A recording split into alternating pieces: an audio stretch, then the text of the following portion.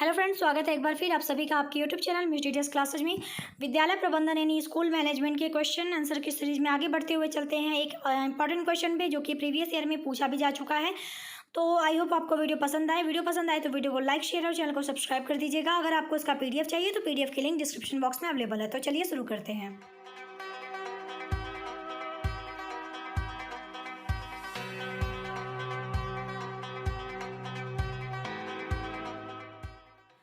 सबसे पहले मैं आपको प्रश्न बता देती हूँ। प्रश्न है कि विद्यालय प्रबंधन के कार्यों की विवेचना कीजिए। तो यहाँ पे स्कूल मैनेजमेंट के क्या कार्य होते हैं वो बताना है आपको। और ये जो प्रश्न है वो आपके 2018 के दीर्घ उत्तरीय प्रश्न में पूछा जा चुका है MGKVP के पेपर में। तो चलिए आंसर देख लेते हैं। तो आप जो है हेडिंग डालेंगे विद्यालय प्रबंधन के कार्य, ठीक है। तो अब इसमें बताएंगे विद्यालय प्रबंधन कार्यों के अंतर्गत निम्नलिखित चीज़ें सम्मिलित होती हैं। नहीं, विद्यालय प्रबंधन जो है वो निम्नलिखित जो है कार्य करता है। पहला है नियोजन, दूसरा है संगठन, तीसरा है निर्देशन, चौथा है अभिप्रेरणा, पांचवा है नियंत्रण, ठीक है। हमने यहाँ 5 कार्य जो है वो रखे हैं विद्यालय प्रबंधन के। तो अब इनका विवरण भी देख लेते हैं। तो लिखेंगे इनका विवरण इस प्रकार है। पहला है नियोजन या फिर योजना भी कह सकते हैं, यानी प्लानिंग। तो जो है विद्यालय प्रबंधन का कार्य प्लानिंग किस तरह है उसको भी यहाँ पे समझने की कोशिश करते हैं। तो देखिए आप यहाँ पे जो है लिखेंगे कि विद्यालयों में योजना बनाने का विशेष महत्व होता है। बिना किसी योजना के विद्यालयी कार्यक्रमों क्रियाकलापों के सुव्यवस्थित और क्रमबद्ध व सुगम तरीके से संपन्न होने की संभावना बहुत कम रहती है। मैंने इसको बहुत ईजी लैंग्वेज में लिखने की कोशिश की है। आई होप कि आपको समझ में आ जाए। यानी देखिए यहाँ पे कहा क्या गया है कि जैसे आपको विद्यालय में कोई क्रियाकलाप करना है, कोई एक्टिविटी करनी है, ठीक है, तो आपको पहले से एक प्लानिंग बनानी पड़ेगी। और क्योंकि बिना प्लानिंग के अगर आप कोई कार्यक्रम करते हैं तो वो उसमें जो है काफ़ी सारी जो है समस्याएं देखने को मिलती हैं। तो वही चीज़ कहा गया है कि योजना बनाने से क्या होता है कि बहुत अच्छे तरीके से जो भी विद्यालय क्रियाकलाप जो होते हैं बहुत अच्छे तरह सुव्यवस्थित तरीके से, क्रमबद्ध तरीके से और सुगम मीन्स अच्छी यानी सिंपल तरीके से, साधारण तरीके से जो है वो संपन्न जो है हो जाता है। तो यहाँ पर जो है लिखा गया है कि आगे की एक कक्षा में या कक्षा के बाहर किसी सार्थक क्रियाकलापों के अच्छे तरीके से संपन्न होने के लिए नियोजन यानी योजना बनाना एक आवश्यक अवयव है। यद्यपि मैं पहले पढ़ लेती हूँ फिर आपको समझा दूंगी, ठीक है। बहुत इजी है, आप खुद ब खुद समझ जाएंगे। यद्यपि नियोजन सभी समस्याओं का एकमात्र हल नहीं है, फिर भी विद्यालय के अंतर्गत सभी अध्यापकों द्वारा किया जाने वाला यह अत्यधिक उपयोगी कार्य है। नियोजन का कार्य सप्ताह या दिन के प्रारंभ में किया जा सकता है, जिसमें ऐसे क्रियाकलापों की सूची बनाई जा सकती है जो उस दिन या सप्ताह में किए जाने हैं। जैसे इन क्रियाकलापों से संबंधित क्या क्या कदम उठाए जा सकते हैं, कौन कौन से निर्णय लिए जा सकते हैं, कौन कौन से समस्याएं सुलझाई जा सकती हैं इत्यादि, ठीक है। तो अब इसको समझने की कोशिश करते हैं। देखिए जैसे मैंने कहा कि अगर आपको कोई प्रोग्राम करना है, कोई क्रियाकलाप करना है विद्यालय के अंतर्गत, तो उसके लिए एक योजना होनी चाहिए। क्योंकि बिना योजना के अगर आप काम करते हैं तो उसमें काफ़ी सारी समस्याएं देखने को मिलती हैं। तो यहाँ भी जैसे अगर हमको क्लास के अंदर ही कोई प्रोग्राम करना है, कोई कार्यक्रम करना है, या फिर क्लास के बाहर यानी विद्यालय के अगर फील्ड में कोई काम करना है, इस तरह से काम करना है, तो जो है वो अच्छे से हो जाए, सारे क्रियाकलाप जो है वो अच्छे से संपन्न हो, इसके लिए जो है योजना बहुत आवश्यक है। क्योंकि योजना के माध्यम से हम कई सारी चीज़ें जो हैं वो समझ सकते हैं कि अगर इसको हमें करना है, इस क्रियाकलाप को करना है, तो इसके लिए क्या क्या कदम हम उठा सकते हैं, इसके अंतर्गत कौन कौन सी समस्याएं आ सकती हैं जिसको कि हम सुलझा सकते हैं, कौन कौन से निर्णय जो है वो ले सकते हैं। ये जो क्रियाकलाप जो हम यानी योजना जो बनाते हैं, जैसे अगर सप्ताह में इस वीक हमें कोई खेल का प्रोग्राम करना है तो हम उसके स्टार्टिंग में ही ये क्रियाकलाप की जो है योजना वो बना लेते हैं। अगर दिन का कोई कार्यक्रम है तो दिन के शुरुआत में ही वो जो है हम योजना बना लेते हैं। तो इस तरह से आप योजना बनाया जाता है, यानी स्कूलों में आप जो है योजना बनाते देख सकते हैं।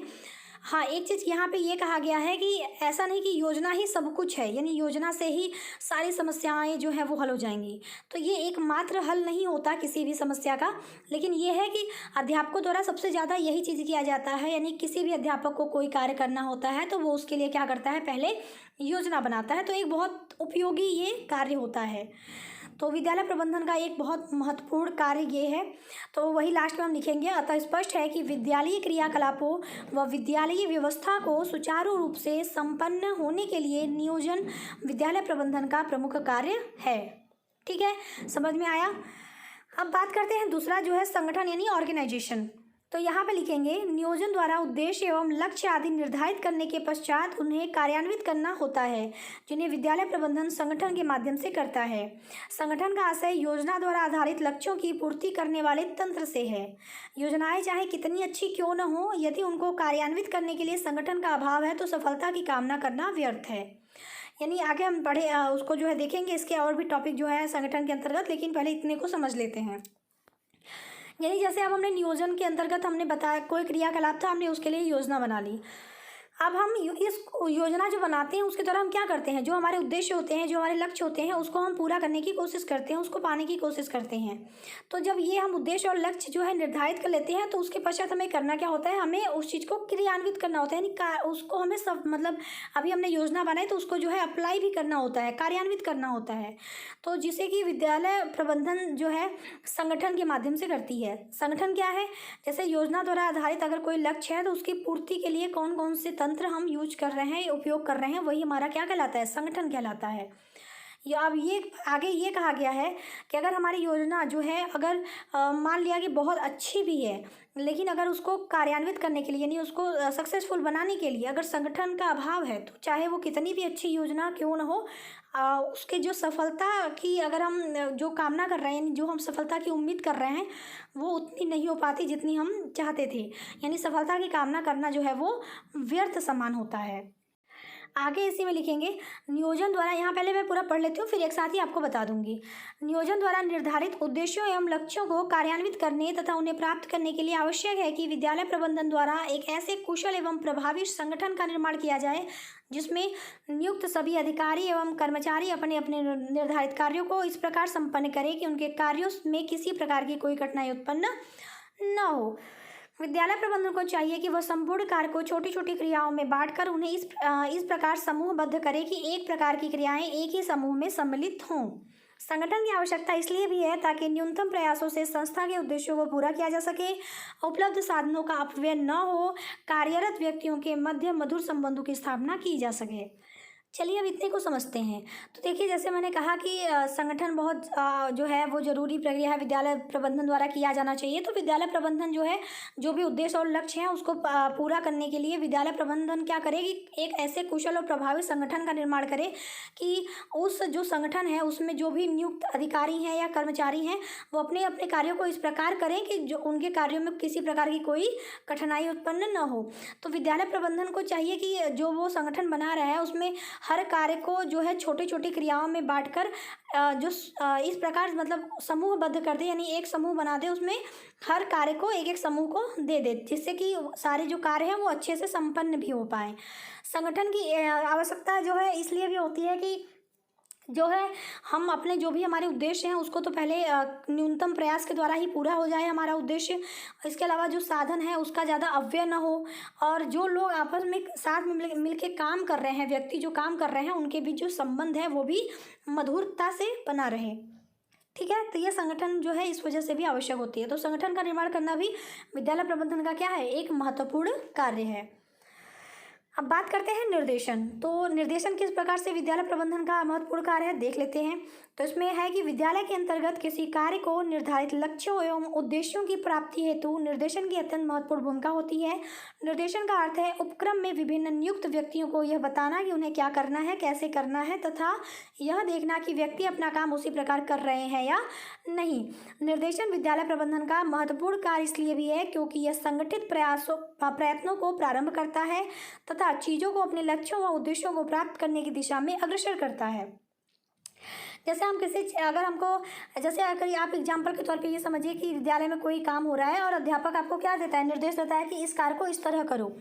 तो उससे क्या होता है, जब बच्चा उस तरह उनके द्वारा निर्देश दिए गए जो भी वाक्य हैं उसके द्वारा मतलब उससे जो है रिलेट करते हुए अपने कार्य को करता है, तो वो कार्य के जो भी लक्ष्य या उद्देश्य होते हैं वो बहुत अच्छे से उसको अचीव कर लेता है, प्राप्त कर लेता है।